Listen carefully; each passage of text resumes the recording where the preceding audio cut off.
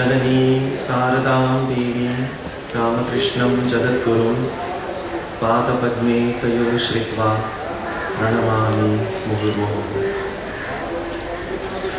Today is probably the holiest day in the Utsav list of the Ramakrishna Mountain Mission, and gathering here on this holy and sacred spot, the mind begins to think about the power of the divine. In the Gospel of Sri Ramakrishna, in the Ramakrishna Kathamrita, we find one day Thakur invites Girish Ghosh and Narendra to have a discussion about the descent of the divine, about Avatar.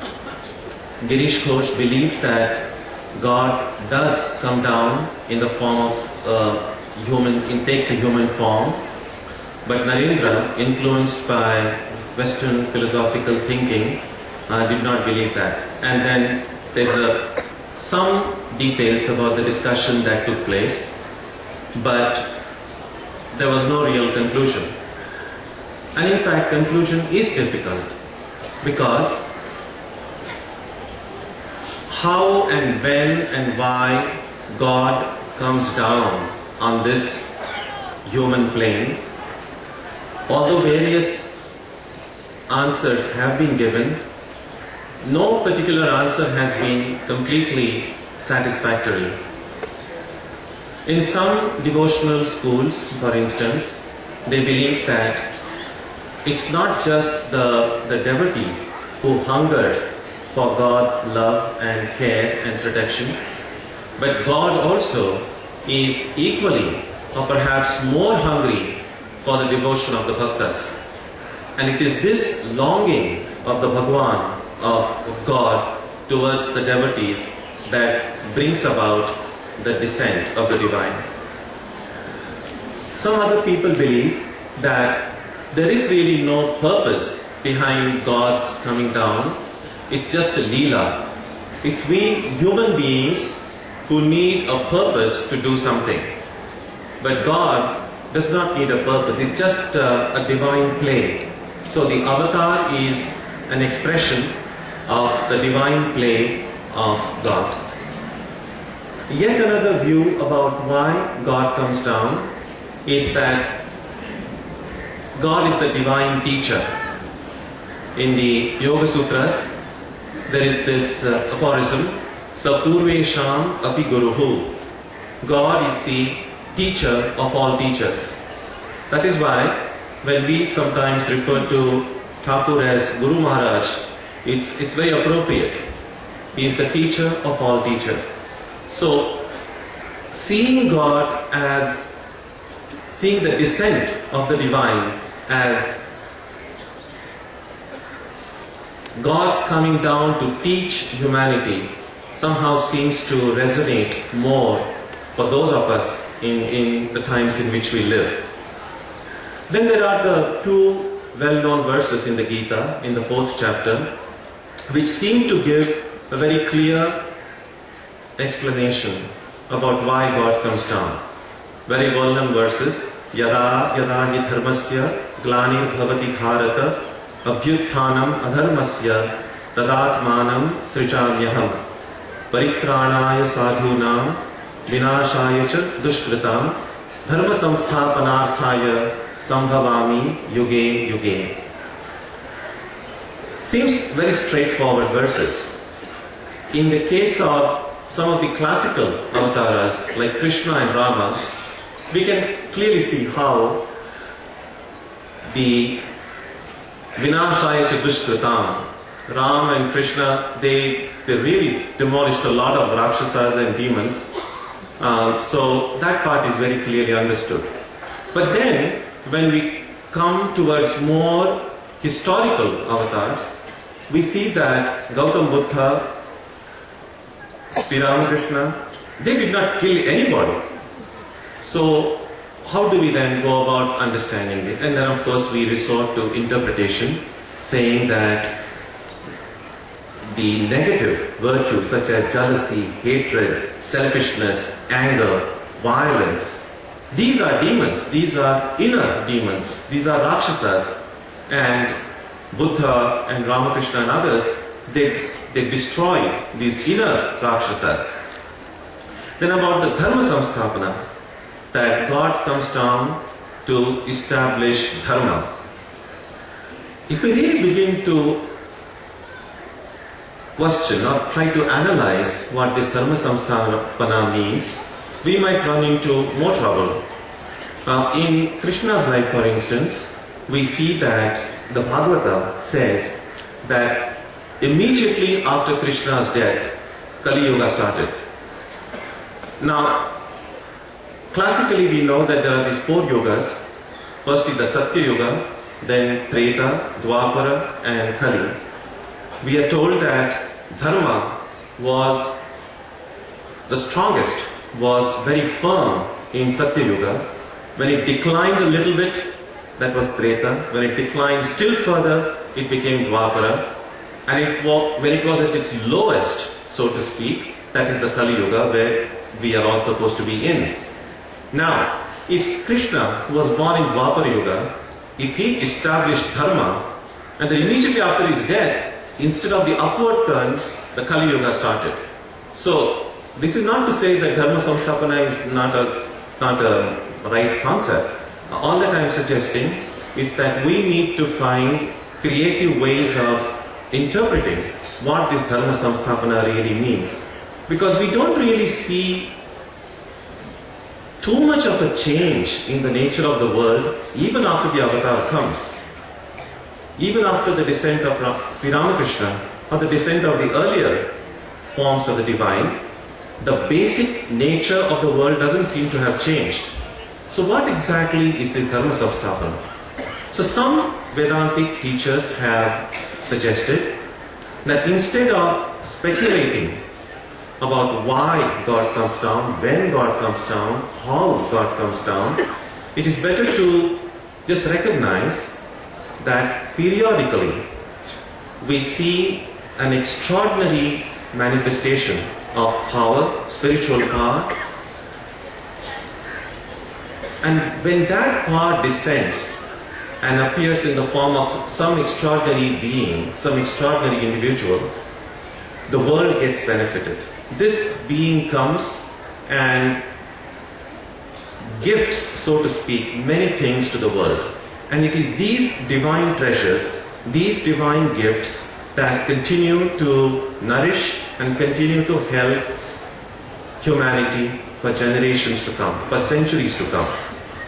So, one way of looking at this avatara concept is to inquire what are the gifts that this descent of the divine gives us. While each of us, when we make our own independent study, may find many different answers to this. Now what I will hope to do in the next few minutes is point out to some of the gifts that come to us when God comes down as a human being. One gift is obvious, which also was referred to by Swami Tyaganandaji Maharaj, and that is the divine form. There is a verse in the Vedantic text called Drisya Viveka. It goes like this: Asti bhati priyam rupam nama cheti amsha panchakam adyat trayam brahma rupam jagad rupam tatodvayam. Simply means that each entity, each thing, each object, each being in this world has at least 5 characteristics. The first 3 of these characteristics belong to the divine, or are characteristics of Brahman, the ultimate divine reality, and the next 2 are the characteristics of the world. The first 3, Asti Bhati Priyam, existence, cognizability, that is, which identified with consciousness, and attractiveness, or a source of meaning, a source of joy. Each and every entity has these 3. But in addition to these 3, every object, everything that we come across in this world also has a name and form. Right from the time we wake up in the morning till we go to sleep, we are dealing with forms. If things did not have forms, we would not be able to distinguish them from each other. But one thing we have seen, and that is that forms somehow entangle us, somehow trap us. All the attachments that come to us in life come because of a certain kind of a connection, entrapment with different kinds of forms. What the divine form does, divine form is also a form, but the difference is this: holding on to a divine form, getting attached to a divine form, removes our attachment to all other forms. So, worldly forms trap us, bind us, while a divine form frees us. Now we in the Ramakrishna tradition are very fortunate because unlike the forms of the earlier descents, when the great mystics and saints saw the form of Krishna, Rama, Durga, and what they saw in their mystic vision, they described it through hymns and stotras, and that is how we have all these dhyana shlokas, meditation verses. But in the case of Sri Ramakrishna, Holy Mother and Swamiji, and many of the founding lights of our tradition, we are fortunate because of the presence of photography. So we no more have to wonder or speculate about how Thakur looked or how Holy Mother looked. So we are very blessed in that sense. So we have this divine form of Mother, and there have been many devotees, and there will be many devotees in future, meditating on this form of the Divine Mother, meditating on the forms of Holy Mother, have experienced freedom, joy, fulfillment in life. So when we begin to look at the gift that Holy Mother brings, Sri Sarada Devi brings to us, the first gift obviously is the form of the Holy Mother. About form, there is one thing that many spiritual teachers advise, that while form can be a very helpful means to concentrate on the Divine Being, it can also, we have to be careful that we are meditating not on the form per se, but on the reality which that form represents. So when we meditate on Thakur or Mother, while a photograph of Sri Ramakrishna Holy Mother is helpful, the object of our meditation is not the photograph, but the living, real Thakur and Mother. Because what our mind dwells on, the mind realizes. We don't want to realize the photograph of Mother. We want to realize the Mother. And therefore, just like, for instance, if you like mangoes, the picture of a mango might remind you of the real mango. But you cannot eat the picture. If you want to get nourished by it, you need the real mango. In the same way, the photograph of Sri Ramakrishna, the photograph of Holy Mother, should take us towards the real, living presence of Thakur and Mother. In fact, Holy Mother herself assures us that once Mother was asked, that does Thakur really live in the picture? And the Holy Mother said, yes, he does. And then she says that when we stand before the picture of Thakur, the photograph of Thakur, and pray with intense faith and devotion, Thakur manifests in a special sense, special way in that picture. So while coming to a temple, coming to Belur, of course, is the greatest blessing that any of us can have, we also need to remember that our own little shrine, our own little private picture of Thakur and Mother at home, if we pray before it daily with devotion and intensity and sincerity and regularity, Thakur and Mother can manifest even in our own little picture at home. So that is the form of the Holy Mother is one important gift that Mother brings. The second gift that Mother brings, of course, is the name. Nama and Rupa are interconnected. And so, the name Sarada, again, We deal with names all the time.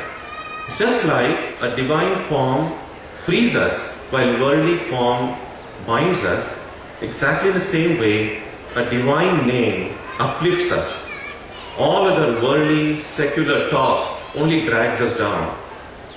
In the Upanishad, it is said, Anya vacho vimunchatha. Now that may not seem very practical as we go about our day-to-day activities. We do have to use a lot of words. We do have to say and do and think which are not directly connected with the divine.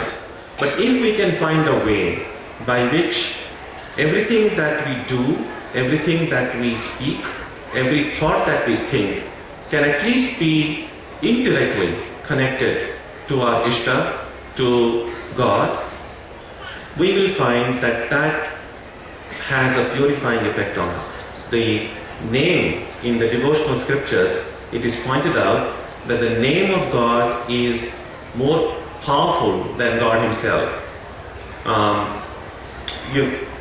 Some of the things are familiar to everyone here, and that is, we are told that when the bridge was to be built to Sri Lanka, when Sita was taken away by Ravan, the monkeys, Hanuman for instance, Hanuman took the name of Sri Rama and simply leapt across the ocean. Well, Rama himself had to build a bridge. So the power of the name of Ram took Hanuman across the ocean. But Ram himself, in fact there's a story that one of our very senior Swamis told me some years ago. It seems that when the bridge was being built, Rama was watching all these Vanar Sena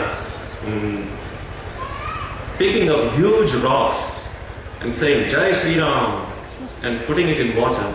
Amazingly, the rocks floated, defying all scientific laws. Even Ram was surprised. Even Ram couldn't believe it. He said, "Oh, I didn't know such was the power of my name." But he still was skeptical. And so Ram wanted to test it for himself. He felt shy to do it before everyone. So he kind of went a little bit away and then picked up a little stone in his own hands. And just imagine, Rama uttering his own name and said, Jai Sri Ram, and dropped the stone.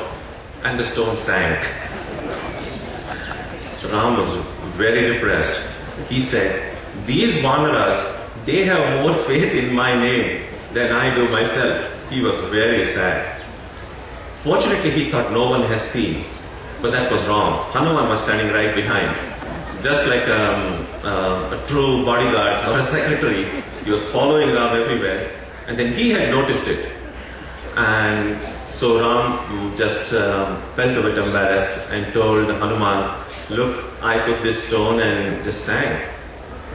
But we know Hanuman is considered Buddhimatam Varishtaha, very wise indeed. So he told his master, he told Rama, he said, of course, the stone has to sing. And then Hanuman points out, he said, as long as the stone was in your hand, it was safe. No sooner it left your hand, what else could it do but sing? And then Rama felt a bit better. I think that has a great lesson for all of us. So long as we are in the hands of God, so long as Thakur says, first we have to hold God's hand, and then when God holds our hand, then we are safe. So somehow we have to keep that connection. Once that connection is lost, then sinking occurs. What keeps us connected to God is the name of God. And therefore, when Thakur's mother they have come, one of the greatest, one of the most valuable gifts that they have brought is their divine name. So those of us who pursue our spiritual life, taking the name of Thakur and Mother, we can be sure that it is through this name, through this japa, through this repetition, that we are connected with Thakur and Ma. And so long as we are connected in this way, nothing, absolutely nothing in this world can come and harm us. That faith is the greatest strength that any spiritual seeker can hope to have. The third gift, the first gift I said was form, the second gift was name, And third gift is, again, something that Suhitanandaji Maharaj repeated with and mentioned through very inspiring incidents, the Leela.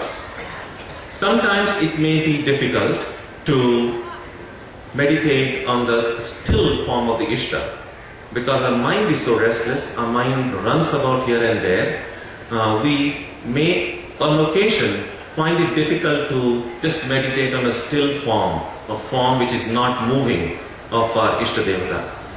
In such times, sometimes it is helpful to meditate on the incidents from the lives of these great ones. Now, when you meditate on, say, Thakur at Dakshineshwar, or on the lots of incidents of Mother, even the incident of Mother when Mother came to Belur Math. So when we try to visualize these incidents, the forms are moving, and which sometimes becomes easier than to meditate on a still, non-moving form. Again, meditating on these incidents from the life of Thakur and Ma purifies us. That is one reason why we need to read their biographies, read their lives, try to see how we can be connected to them, because a lot of these incidents, especially in Mother's life, we can connect it with it a lot.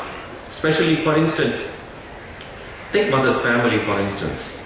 A bunch of quarreling brothers and an insane sister-in-law, a mentally unstable niece. And in the midst of all of this, Mother is completely centered on the Divine Being, centered on Thakur, centered on God, and yet dealing appropriately with all of them, helping all of them.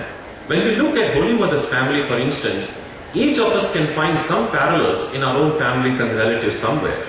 And so it's easy to identify and say, if she could do it, probably she chose this kind of an environment so that the rest of us, when we try to look and try to, suppose we complain, oh, I would have had samadhi in no time, but my family members are not cooperative. Then Mother says, no, look at my family. I could do it and then you could do it too. So we do learn a lot by looking at the lives of these great ones. So the third gift that we get is the Leela. The fourth gift, I would think, is hope. One of the sad things about the times in which we live is amazing lack of hope. If we just, when you're walking along the street, or just look at the people whom you come across, and we will see it's so difficult, it's so rare to find someone completely at peace, completely at rest, completely contented, completely joyful. A lot of it, we carry with us so much anxiety, so much stress, so much worry about the future, that we don't really enjoy life. Although we may think we are enjoying life, but we are not. There is a lot of a feeling of helplessness, a feeling of just lack of hope in life. Now that doesn't mean that we are not hopeful about things. There is in the Bhagavatam it is said, Ashahi paramam dukkham, nairashyam paramam sukham. Simply meaning that hope brings sorrow, and being hopeless brings all joy. Now, none of us is completely hopeful and none of us is completely hopeless. We have hope about certain things and we don't have hope about certain things. What makes difference between one person and another person is what we are hopeful about and what we are not hopeful about. We will see that a lot of us are hopeful about things over which we have no control. Whether it will get less cold or more cold. Whether the stock market will go up or will go down. We have really no control over these things, and yet we keep on hoping that things would change. When we turn to spiritual life, say immediately afterward, Dikha, oftentimes we are very hopeful, we are very enthusiastic. We feel that immediately after our initiation, our dikha, we will do japa and no time, the mind will soar into samadhi and we'll have different kinds of darshan and all that. And unfortunately, some people do have it, or at least feel they have it, but sometimes days pass, months pass, weeks and years, nothing seems to happen. And then the mind kind of feels a little hopeless. It feels that, oh, I don't think I can achieve a lot, or I don't think I can achieve anything. Some people just give up practicing. Some people continue to practice, but not with any too great a hope.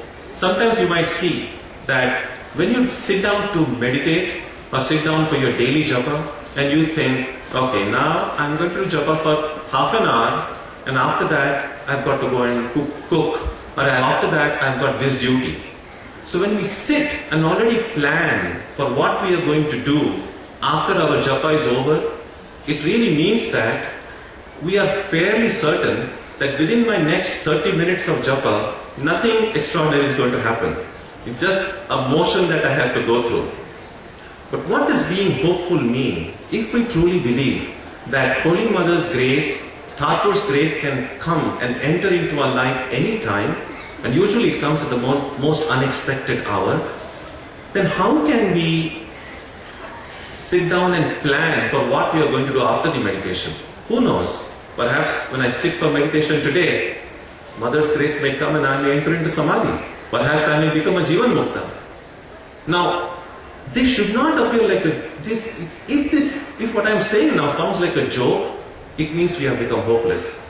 But if what I am saying now sounds like a possible thing, it shows that hope is bright in our heart.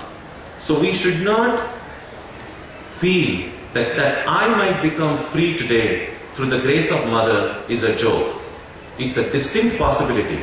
And that is what hope can do. When we look at Holy Mother's life, hope comes to us. First of all, as I said, I already pointed out to the difficult circumstances of her family. What Holy Mother shows is that it matters little where we are. What is more important is how we lead our life. Just imagine my own condition. Last 10 years, I'm in the United States. While many of you here, staying in Calcutta, staying in Howrah, are able to visit Belur so often. And I'm not able to come this often as well. So I think, especially for me, I try to remember what Holy Mother said. Because otherwise, it's easy for me to feel depressed about it and say, oh, this such a grand, uplifting, inspiring puja and celebration here. And God knows when I'll be able to attend it again. But when we look at Mother's life and say, no, yes, it's been a great blessing to be able to participate in the celebration, but through Mother's grace, can I recreate this celebration all the time? Can we have this festival all the time? Why does Holy Mother's birthday have to come only once a year? Why can it not come every day? And of course, every day it's not possible to have a celebration like this, but we can have a celebration internally. Thakur and Mother can be born every day in our heart. In fact, every day when we do our japa and meditation, we are really trying to see the presence. Thakur and Mother are already here. We are not going to pluck them out from somewhere and put them here.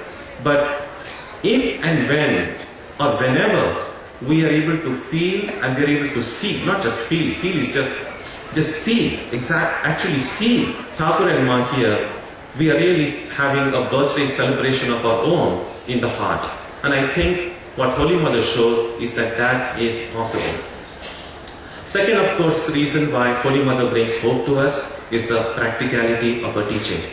We know the well-known teaching, which is often considered the last great message that she gave. Jadi Shanti Chauma, if you want peace of mind, don't see anyone's fault, see your own fault. Very clearly, a very practical teaching.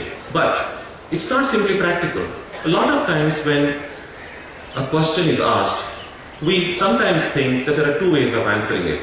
Either there is a practical answer or there is a philosophical answer. What Holy Mother does is she bridges the gap between philosophy and practicality.